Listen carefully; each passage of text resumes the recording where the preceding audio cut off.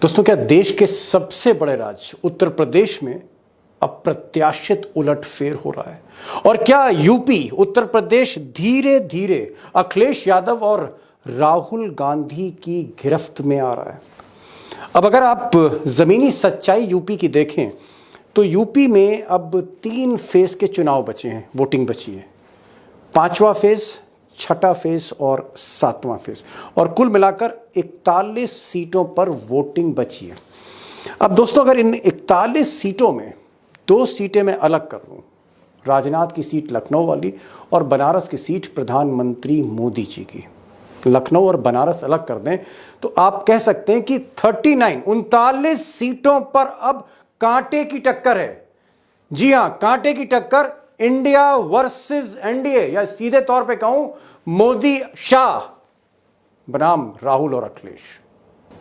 अब दोस्तों, उत्तर प्रदेश की आज की स्थिति, आज की जो जमीनी स्थिति है ग्राउंड जीरो की, उसको देखकर जो पॉलिटिकल एक्सपर्ट्स हैं, जो इलेक्शन एक्सपर्ट्स हैं या चुनावी पंडित हैं, उनका ये मानना है कि अगर आने वाले दिनों में, खासकर 5वें फेज से पहले या 5वें 6ठे फेज से पहले, अगर मोदी जी ने कोई करिश्मा नहीं किया, अगर कोई चमत्कार नहीं हुआ, अगर कोई सर्जिकल स्ट्राइक जैसी कोई चीज नहीं हुई, घटना नहीं हुई, अगर कोई बड़ा खेल मोदी शाह ने नहीं किया, तो फिर एक चीज तय है कि उत्तर प्रदेश में बीजेपी यानी मोदी जी को बड़ा झटका लगने जा रहा है 80 सीटों वाले उत्तर प्रदेश में। और हो सकता है कि पिछली बार 2019 में मोदी जी को 62 सीटें मिली थी, 62 सीट्स मिली थी, ये घटकर इस बार 55 तक ना आ जाए, और हो सकता है कि 55 के नीचे भी ये सीटें ना चली जाएं बीजेपी की। और वक्त है सिर्फ 15-20 दिनों का। जी हाँ, वक्त बहुत कम है और चमत्कार काफ़ी बड़ा करना पड़ेगा मोदी जी को। तो एक तरफ जहां राहुल गांधी, प्रियंका गांधी और अखिलेश के बीच एक सिनर्जी बन रही है, आप कह सकते हैं एक बेटर अंडरस्टैंडिंग बन रही है, उधर दूसरी तरफ अगर आप बीजेपी को देखें, देश की सबसे बड़ी पार्टी को देखें, देश के सबसे बड़े प्रदेश में, तो बीजेपी इस वक्त उत्तर प्रदेश में भीतरघात, अंदर ही अंदर भीतरघात से आहत हो रही है। और इसमें आग में घी का काम कर रही है अमित शाह और योगी जी की कोल्ड वॉर। अमित शाह और योगी आदित्यनाथ की जो लॉबी है उत्तर प्रदेश में, जिसमें ब्यूरोक्रेसी बटी है, पुलिस बटी हुई है, विधायक बटे हुए हैं, मंत्री बटे हुए हैं, मंत्रिमंडल बटा हुआ है, ये जो लॉबी है, इसमें जो तलवारें खिंची हैं, ये आग में घी का काम कर रही हैं। जी हाँ, Yogi versus Amit Shah, cold war. दोस्तों, हालांकि योगी जी और योगी जी का दफ्तर एकदम खामोश है इस कोल्ड वॉर पे, वो नहीं मानता कि ऐसी कोई वॉर है, लेकिन योगी जी के समर्थकों का, योगी जी के जो समर्थक हैं, उनका ये मानना है, भक्तों का ये मानना है कि अगर मोदी जी 2024 में प्रचंड बहुमत लेकर सत्ता में आते हैं तो 4 जून के बाद उनका पहला टारगेट योगी आदित्यनाथ होगा। जिस तरह से मध्य प्रदेश में शिवराज सिंह चौहान को कुर्सी से हटाया गया, वसुंधरा को राजस्थान से हटा दिया गया, रमन सिंह को छत्तीसगढ़ से हटाया गया, और भी कई मुख्यमंत्री हैं येदियुरप्पा जैसे, जिनको किनारे किया गया, इसी तरह अब सबसे वरिष्ठतम मुख्यमंत्री योगी आदित्यनाथ को भी किनारे किया जाएगा। और खासकर अमित शाह चाहेंगे कि प्रचंड बहुमत मिलने के बाद उनकी जो पहली प्राथमिकता होगी उनके दिल में, वो योगी आदित्यनाथ को कुर्सी से हटाना होगा। इसीलिए जो राजपूत हैं, ठाकुर हैं, जो योगी जी के साथ हैं, वो नाराज हैं। लेकिन सिर्फ ठाकुरों की नाराजगी एक कारण नहीं है। ये जो कोल्ड वॉर है योगी और अमित शाह की, यही सिर्फ एक कारण नहीं है, कारण कई है। और सबसे बड़ा कारण है कि इस बार उत्तर प्रदेश में मोदी जी की लहर नहीं दिख रही, मोदी वेव नहीं दिख रही है उत्तर प्रदेश में। जी हाँ, कारण नंबर 2 है कि उत्तर प्रदेश, जहां पर मुस्लिम्स 20-21% हैं, वो इस बार एक मुश्त होकर वोट दे रहे हैं। जी हाँ, कंसोलिडेट होकर वोट दे रहे हैं। और पहले जो वोट कभी सपा बसपा में स्प्लिट होता था, या कभी कभी ओवैसी चले आते थे, या फिर कांग्रेस का कोई मजबूत कैंडिडेट होता था, तो ये जो मुस्लिम वोट जो बड़ा डिसाइसिव है, जो स्प्लिट हो जाता था, वो इस बार स्प्लिट नहीं हो रहा, एक मुश्त जा रहा है। तीसरा बड़ा कारण, जो दलित हैं वो एक कमज़ोर हाथी के साथ जाना नहीं चाहते, मायावती के साथ नहीं जाना चाहते, उनको लगता है मायावती ने एक तरह से कंप्रोमाइज़ कर लिया है, अमित शाह के प्रेशर में कैंडिडेट बदल दिए हैं, उनका जो भतीजा था जो बड़ी ज़बरदस्त रैलियां कर रहा था उसको किनारे कर दिया है। तो जो दलित है वो संविधान बचाने के लिए उनको लगता है कि अगर बहुमत, प्रचंड बहुमत मोदी जी लाएंगे तो संविधान पर सबसे पहले हमला होगा और संविधान बदला जा सकता है, जैसा कि कई बीजेपी के सांसद उम्मीदवार कहते रहे कैमरे पर। तो जो दलित है वो संविधान बचाने के लिए मायावती को छोड़कर इंडिया अलायंस की तरफ जा रहा है, और उसके साथ साथ अति पिछड़ा एक बड़ा चंक है ईबीसी अति पिछड़ा का, वो भी जा रहा है। और ओबीसी की कई जातियां, सिर्फ यादव नहीं, कुछ कुछ मौर्य, कुछ कुछ कुर्मी, ये भी टूट रहे हैं। और एक्सपर्ट के जरिए मैं आगे आपको ये और एक्सप्लेन करूंगा। और कारण नंबर 4 ये है कि उत्तर प्रदेश में बीजेपी में इस बार टिकट डिस्ट्रीब्यूशन ठीक नहीं हुआ है, ऐसा कंप्लेंट है। और ये कंप्लेंट्स जो है ये बीजेपी के कार्यकर्ताओं की, पदाधिकारियों की है कि अमित शाह ने जिस तरह से टिकट बांटे, भले ही एक कमेटी थी या उसके ऊपर भी एक कमेटी थी, लेकिन चली जो है वो या तो अमित शाह की या उनके शिष्यों की है। टिकट डिस्ट्रीब्यूशन सही नहीं हुआ और कई कैंडिडेट कमज़ोर हैं। बहुत से ऐसे उम्मीदवार और एमपीज़ हैं जो अपने क्षेत्रों में नहीं जा पा रहे, जनता इतनी नाराज़ है।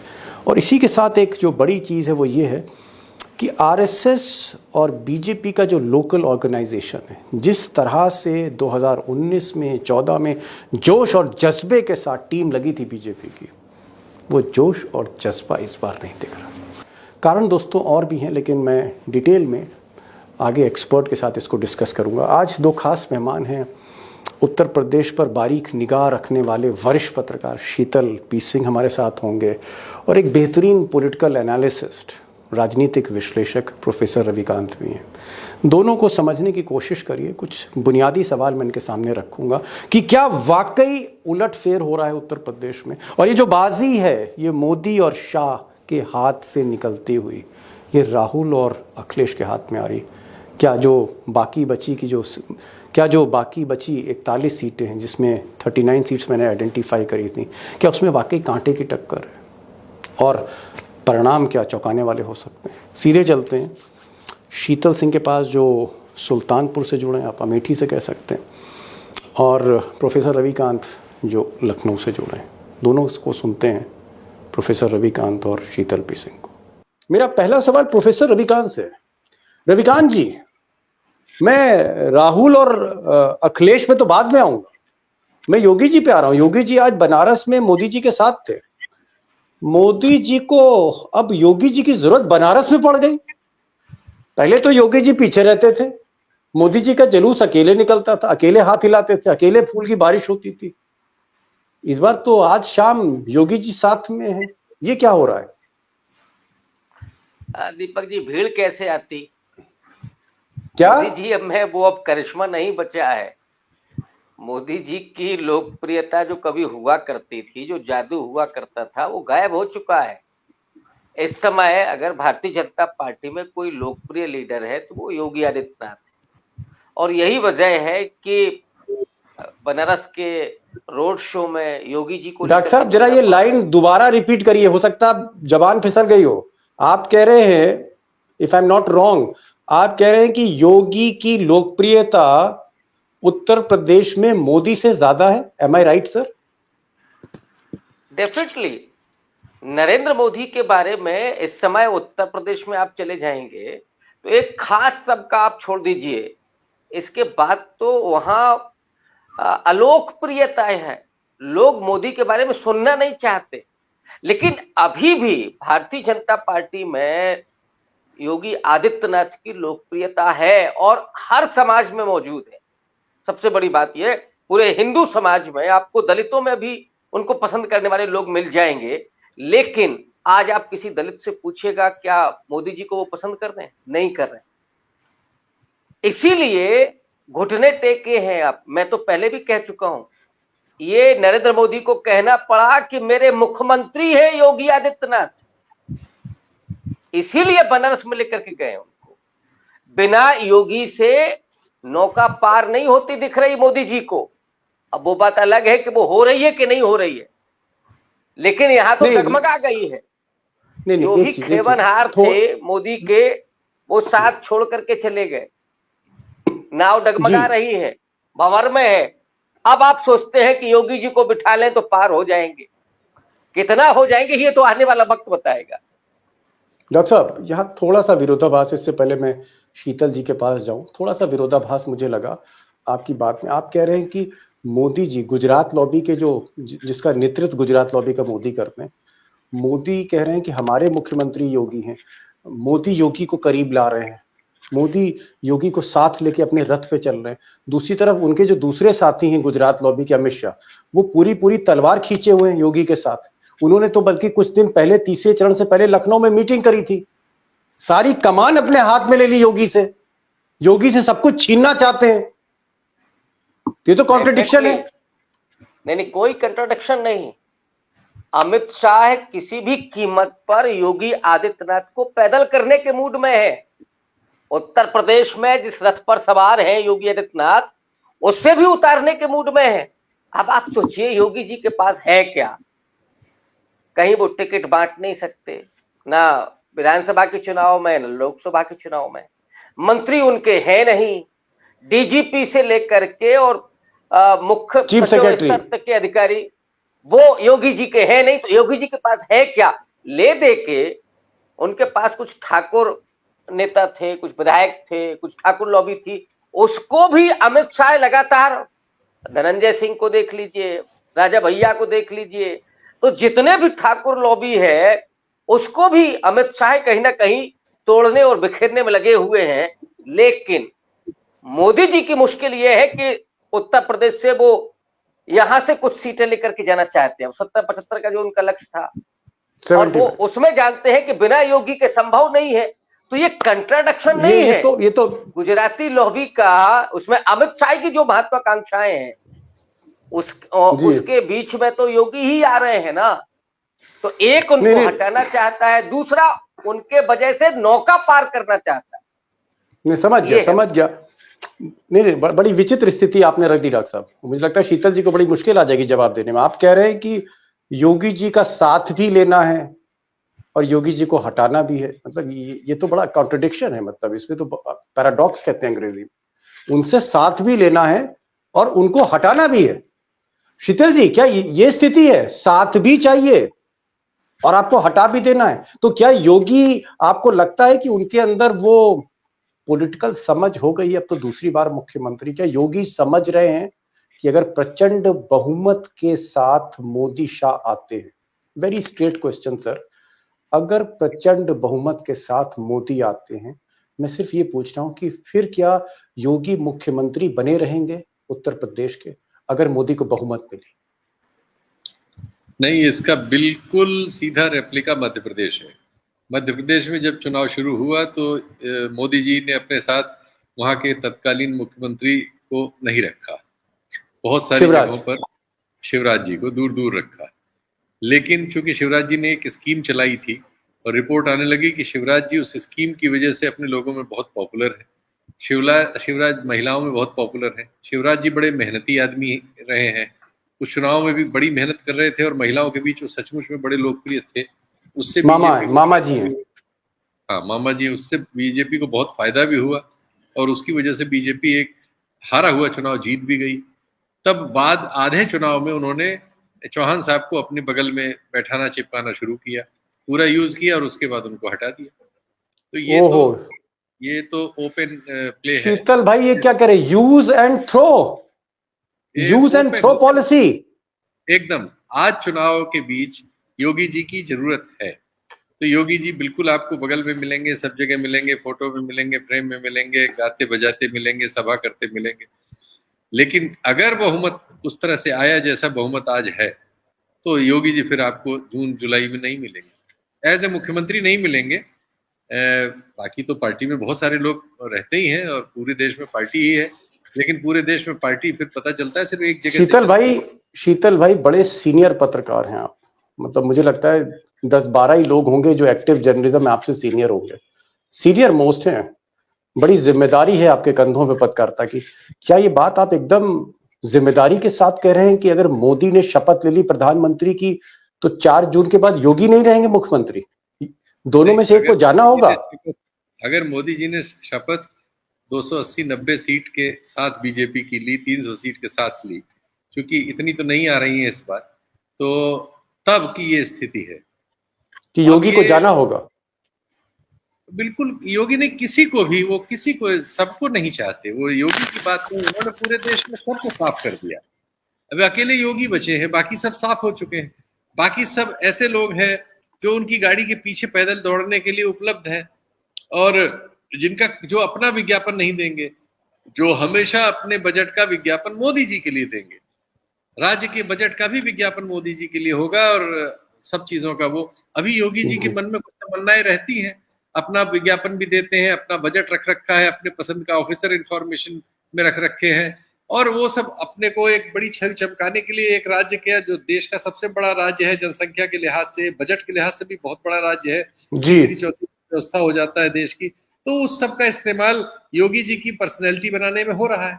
ये मोदी जी को कैसे पसंद आ सकता है? मोदी जी को पसंद जो है उनके उस भारी बजट में और जुड़ जाए, और यहाँ कोई एक ऐसा आदमी रहे जो पहली दूसरी बार का एमएलए हो, जो इस बात से रात में सो ही ना पाए कि मैं मुख्यमंत्री हूं कि नहीं हूं। बड़ी चर्चा चल रही है, बड़ी चर्चा चल रही है प्रोफेसर साहब, बड़ी चर्चा चल रही है रायबरेली में कि कल जो है वो पांडे जी जो है समाजवादी पार्टी के विधायक, उनके यहाँ अमित शाह गए थे रायबरेली में, और हाथ जोड़े अमित शाह ने पांडे जी से कि भाई पांडे जी घर से बाहर निकलो, पंडितों को रायबरेली के खींच के लाओ भाजपा में।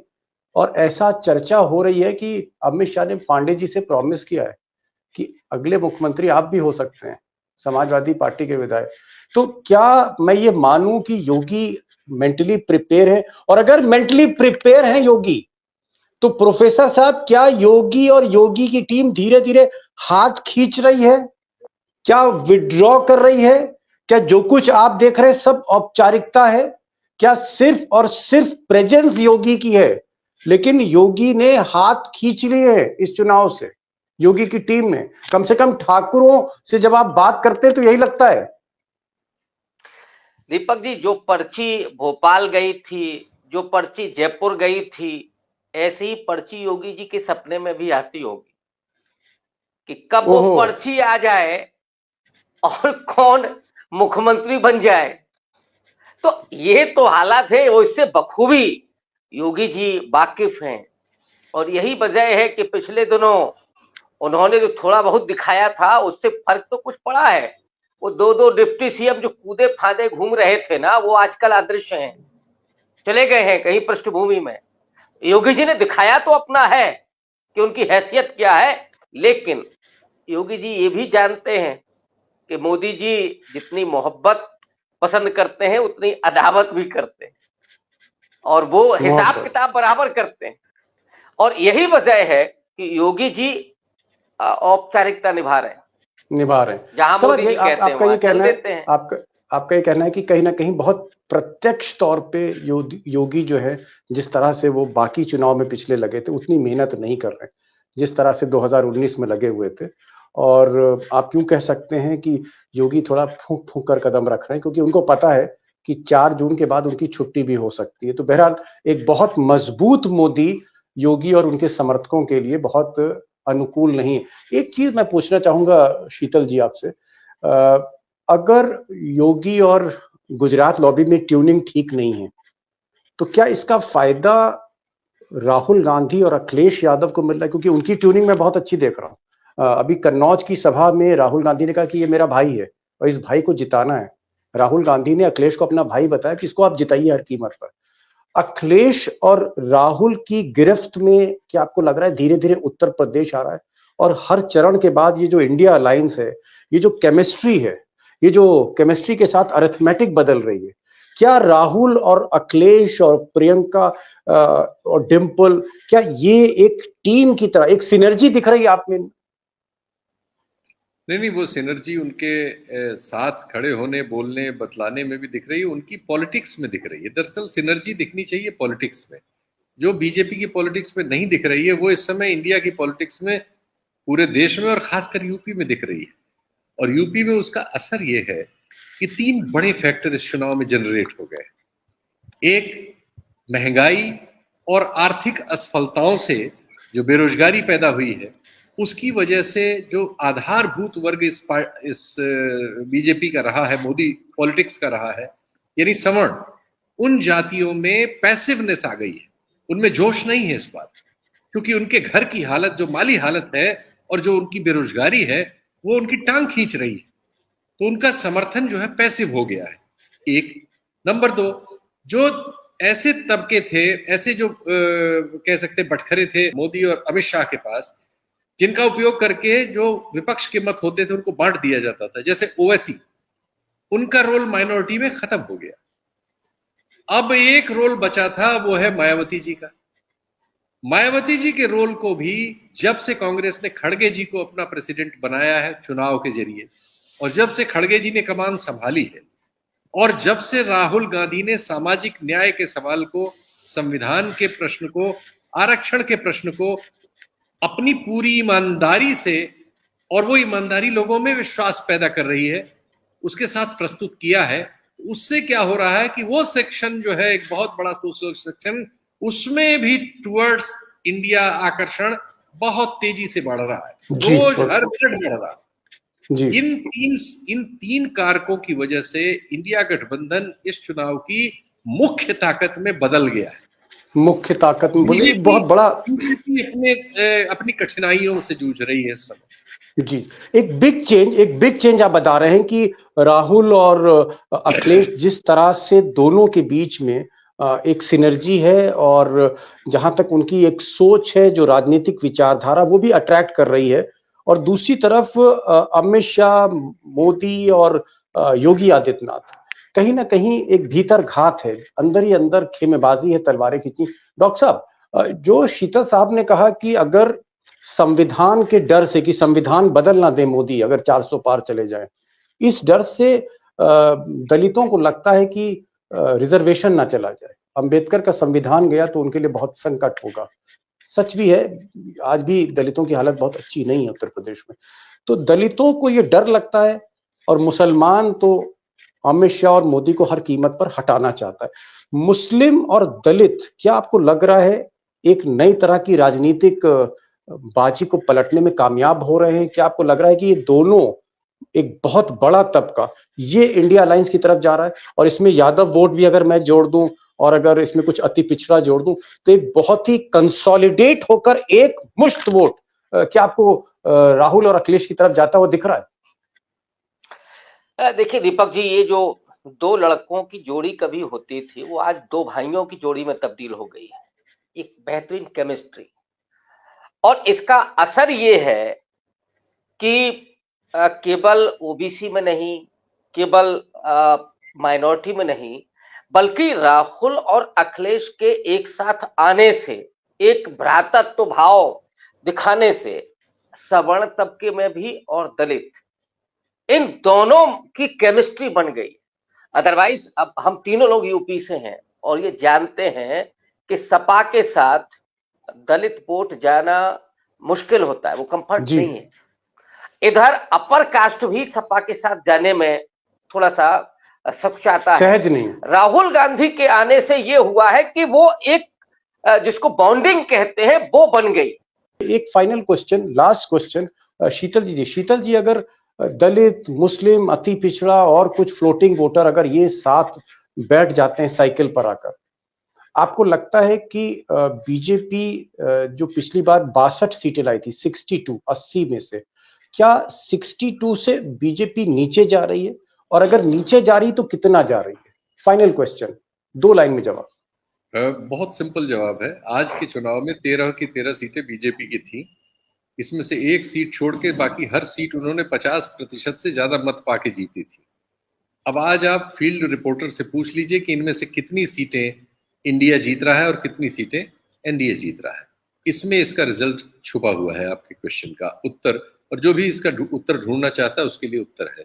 मैं एक और चीज उसमें जोड़ना चाहता हूं जो आपने कहा, ईबीसी ही नहीं, 2 बड़ी पिछड़ी जातियों को, एक बड़ी पिछड़ी जाति जो उनकी अपनी है उसके साथ जोड़ने में सफल रहे हैं, वो है निषाद और शाक्य, कुशवाहा, मौर्य, ये सब एक ही है। ये 2 बहुत बड़े समुदाय हैं जिनको कुर्मी भी। हाँ, और इसके बाद कुर्मी, इन तीनों को इस बार यादवों के साथ जोड़ने में अखिलेश यादव बहुत बड़ी हद तक बहुत सारी सीटों पर सफल है। और तो उसके क्या लग रहा है शीतल जी, थोड़ा सा हम लोग फ्रैंक हो जाए, स्ट्रेट फॉरवर्ड हो जाए, क्या मोदी जी 60 सीटें ले जा रहे हैं, 55 ले जा रहे हैं, 50 ले जा रहे हैं, 52 ले जा रहे हैं, 54 ले जा रहे हैं, 70 ले जा रहे हैं, 68 कितनी सीटें ले जा रहे हैं ये तो बता दीजिए अब। मोदी जी की पार्टी और एनडीए और इंडिया जो बची हुई 41 सीटें हैं, जो 39 पे चुनाव हो गया, इसमें हो सकता है कि इंडिया 14-15 हो, 16 हो, 18 हो, 12 हो, कुछ भी हो सकता है, लेकिन 12 से कम नहीं होगा जो अब तक चुनाव हुआ है। लेकिन जो 41 बची हुई हैं, इन 41 की 41 में लखनऊ और बनारस छोड़ के हर सीट मुकाबले में है। क्या हम माने कि मोदी जी 80 में से 50-55 पर रुक रहे हैं, रथ 50-55 पर रुक रहा है? कुछ भी हो सकता है, 50 से भी नीचे हो सकते हैं और 55 भी हो सकता है, 60 भी हो सकता है, नीचे भी हो सकते हैं।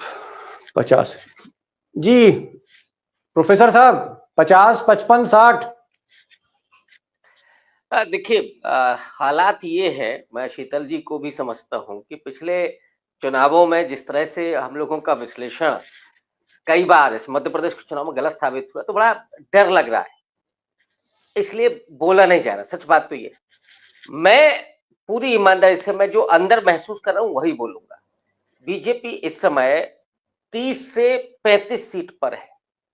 ओहो, इसके ऊपर नहीं है, इसके ऊपर है ही नहीं जी। और अगर अब जो आज हुआ लखीमपुर खीरी में, अब अगर ये हो रहा है तो हम लोग नहीं देख रहे, हम लोगों का विश्लेषण कभी फेल नहीं हुआ, लेकिन अंदर खाने क्या हो रहा है ये हमको नहीं मालूम। पुलिस कितनी लाठियां भांज रही है, कितने टिकट, कितने वोट काटे जा रहे हैं ये हमको नहीं मालूम। हम लोग अपने सामाजिक समीकरण और जो हवा चल रही है, जो मुद्दे हैं, उसके आधार पर एनालिसिस करते हैं और वो ये कह रहा है कि बीजेपी 30 या 35, इसके ऊपर नहीं है, नतीजा कुछ भी है। डॉक्टर साहब 35 पर हैं और शीतल जी 55 के आसपास हैं, कंजर्वेटिव थोड़ा है और ये थोड़ा सा बहुत आप कह सकते हैं बोल्ड फिगर डॉक्टर साहब ने दे दिया अपनी पर्सनालिटी के हिसाब से। लेकिन मैं ये कहूंगा कि जो पल्स ऑफ वोटर है, खासकर दलित, मुस्लिम, अति पिछड़ा, बैकवर्ड या कुछ राजपूत या कहीं कहीं ब्राह्मण, पल्स ऑफ वोटर ये इशारा कर रही है चौथे चरण के बाद कि भाई मोदी जी का जो रथ है उसके पहिए फंस गए हैं कहीं ना कहीं चुनाव की इस रेत में। ये हम कह सकते हैं कि ये चुनाव फंसा हुआ है। मुझे लगता है कि 5वें, 6ठे और 7वें, 5वें चरण में राहुल गांधी की अग्नि परीक्षा है रायबरेली में, और फिर लास्ट फेज जब होगा तो उसमें मोदी जी चुनाव लड़ रहे हैं बनारस में, तब तक हम आकलन करते रहेंगे। लेकिन आज मैं सिर्फ इतना ही कह सकता हूँ कि मोदी जी मुसीबत में दिख रहे हैं और उसकी वजह है कि एडवांटेज राहुल और अखिलेश ये है कि योगी आदित्यनाथ ने कहीं ना कहीं हाथ खींच के उन्होंने या उनके समर्थकों ने। शीतल जी आप आए और रविकांत जी आप आए, समय निकाला, बहुत बहुत शुक्रिया अपने दोस्तों की तरफ से। सो नाइस यू फॉर, बहुत खुलकर बातचीत हुई। Thank you so much for joining this programme.